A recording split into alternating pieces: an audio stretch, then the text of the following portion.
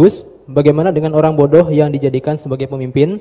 Bagaimana dengan pertanggungjawabannya? Sekian.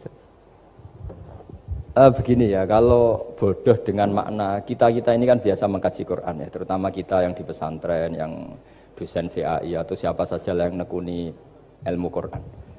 Ada sisi manusia itu punya sifat permanen yang oleh Allah disebut wa kanal insanu dzaluman jahula. Manusia itu banget bodohnya kata Allah. Sudah banget bodohnya, banget dolimnya. Sehingga kita bilang bodoh itu sebetulnya bukan ngenyek ya. Ya memang manusia mau tidak mau harus bodoh lah. Teorinya gampang, yang perlu diketahui itu kan banyak. Toh kita harus dititipi ilmu hanya sedikit. Dari yang banyak tahu sedikit itu namanya apa coba? Bodoh kan? Jadi sifat bodoh itu tidak perlu kita hindari banget. Mbok kita sudah alim, sudah alama, sudah apalah, tetap ada saja yang kita tidak tahu kan? Lalu pertanyaannya gimana kalau orang bodoh itu mimpin? Bodoh apa? Kalau bodoh tentang uang ya bagus. Makanya Nabi pernah ngintikan aksaru ahlil jannah al-bulhu. Nanti penduduk surga terbanyak itu orang-orang bodoh. Misalnya ada rektor, menteri, pejabat, gak pernah korupsi. Itu teman-temannya bilang pinter apa bodoh? Teman yang kroni itu bilang apa? Bodoh kan? Oh punya kesempatan, udah diambil. Itu namanya bodoh.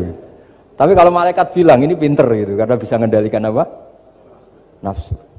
Nah, makanya kalau pertanyaannya gimana hukumnya orang bodoh yang mimpin? Bodoh apa? Kalau bodoh cara mimpin ya memang keliru betul. Wong bodoh cara mimpin kok tetap mimpin. Tapi kalau dia bodoh, nggak tahu caranya korupsi, nggak tahu caranya selingkuh, nggak tahu caranya nggak bener, itu ya pinter itu. Karena Nabi itu yang unik kadang muji itu aksaru ahlil jannah al-bulhu, masyhur hadis itu. Kebanyakan penduduk surga itu orang-orang bodoh. Sampai Mbah Mun tuh kalau guyon ya lebih guyon dibanding jenengan.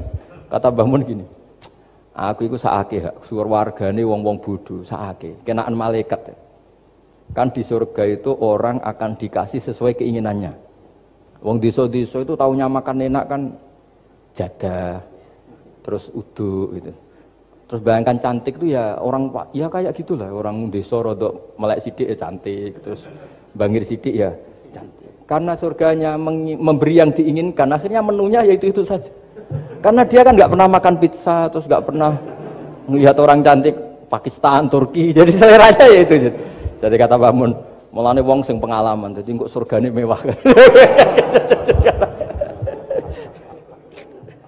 Itu kan bayangkan kamar mandi mungkin ya kamar mandi di kampungnya kan itu udah bagus ini. Ya saya tidak tahu apa betul begitu apa enggak, ini guyon itu. Nah bodoh ya seperti itu. Jadi kalimat bodoh itu ada bodoh beneran, itu memang bener-bener bodoh. Tapi di beberapa ilmu tasawuf, bodoh itu kadang dipuji, yaitu tadi aktaru ahlil jannah al-bulhu. Kebanyakan penduduk surga itu orang bodoh, ya kayak kita. Kalau kita rektor atau menteri keuangan atau pejabat, kok tidak korupsi, itu kata teman-teman KKN kita itu apa namanya? Bodoh kan, ada kesempatan kok nggak dimanfaatkan. Tapi kata orang-orang baik itu pinter. Pemimpin ya gitu Pak Rektor. Jadi saya merasakan jadi kiai. Saya itu nggak suka mimpin. Karena sebetulnya takut kalau orang ini tidak mandiri. Semua kok tanya kiai, semua tanya. Ya kadang orang sangat percayanya kiai itu ngasih nama anaknya saja tanya kiai. Padahal bisa baca kitab. Kadang ya dia doktor dari Al-Azhar. Ya kamu itu ngalim kok nama saja tanya kiai. Apa memang kamu nggak bisa? Wah biar barokah Gus kalau nama dari jenengan. Ribet kan? Ini kan ribet. Akhirnya saya tidak mau, barokahnya tidak mau itu terus mereka mau memberi nama sendiri. Makanya kata bapak saya itu kalau ono imam masjid wis tuwek ngimami terus itu gak istiqomah hak jenenge, mau digenti. Jadi artinya kalau ada seorang imam masjid tuwek sudah batuk masih ngimami saja. Di satu sisi itu pinter ya, di mana-mana kalau ada yang tua sama yang muda ya didahulukan yang tua. Tapi kalau pertanyaannya itu kalau di bab adab, tapi kalau nanti temanya regenerasi, ini tersangka enggak? Ya saya ulang lagi ya, ada imam tua, sudah batuk-batuk. Kalau temanya akhlak dibenarkan, di mana-mana kalau ada yang tua yang jadi imam ya tua. Tapi kalau temanya regenerasi, tersangka kan dia. Lah ini lainnya gimana ini kok enggak regenerasi? Artinya gini, makanya saya bilang kalimat bodoh beneran apa bodoh yang relatif nisbi. Jadi manusia itu seperti itu, makanya disebut wa kanal insanu dzaluman jahula. Di bab adab dia benar jadi imam, tapi kalau babnya regenerasi Makanya kalau jadi pemimpin berkali-kali, makanya benar Indonesia dibatasin 2 periode. Harusnya kalau teori pengalaman, benar mana presiden ketiga sama kedua? Benar ketiga kan lebih punya pengalaman. Tapi kalau dibalik, pakai teori regenerasi, memangnya orang Indonesia hanya dia tok yang bisa jadi presiden. Tapi kalau pertanyaannya, yang belum pernah jadi presiden sama yang pernah jadi presiden, kira-kira mimpinnya tahu mana? Ya kalau manusia itu bisa dibolak-balik gitu. Makanya saya berkali-kali bilang agama yang urusan sosial itu tidak ada pakemnya. Gimana hukumnya orang soleh berteman orang fasik yang dugem yang apa? Buruk. Enggak boleh orang soleh berteman orang fasik, takutnya ketularan.